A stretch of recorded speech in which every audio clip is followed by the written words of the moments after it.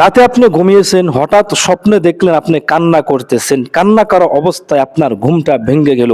এমন অনেক সময় আমার আপনার সকলের হয়ে থাকে।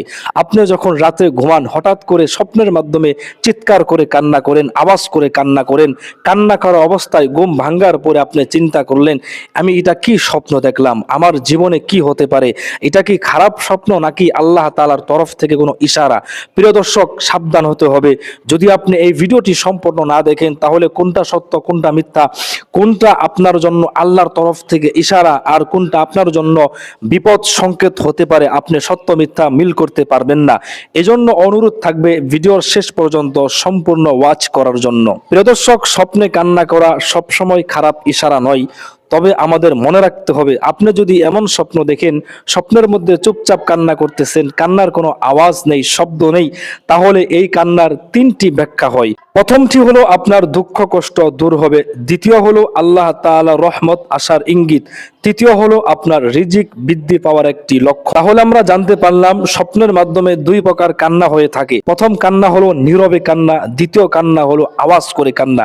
এখন আপনি নিজেকে প্রশ্ন করেন, নিজে ভাবুন আপনি কোন কান্নাটা করেছেন। স্বপ্নে কি আপনি নীরবে কান্না করেছেন নাকি আওয়াজ করে কান্না করেছেন? যদি নীরবে কান্না করে থাকেন, তাহলে আপনার জন্য সুসংবাদ, আপনার কোনো সমস্যা হবে না, আপনার স্বপ্নটি মঙ্গল নিয়ে আসবে, আপনার স্বপ্নটি আল্লাহর রহমতের ইঙ্গিত দিতেছে।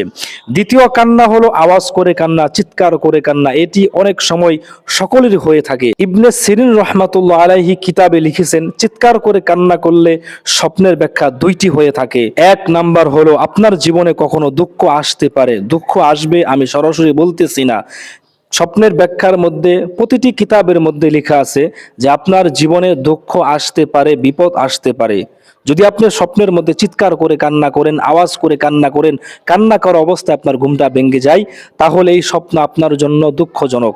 দ্বিতীয়টি হলো আপনি গুনাহের কাজ করেছেন, নাফরমানি করেছেন, জিনা করেছেন, হারাম খাচ্ছেন, বেপরদায় চলাফেরা করতেছেন। আপনি যদি সব সময় গুনাহের কাজে নিমজ্জিত থাকেন, এই স্বপ্নের মাধ্যমে চিৎকার করে কান্নার দ্বারা আপনাকে সতর্ক করা হচ্ছে।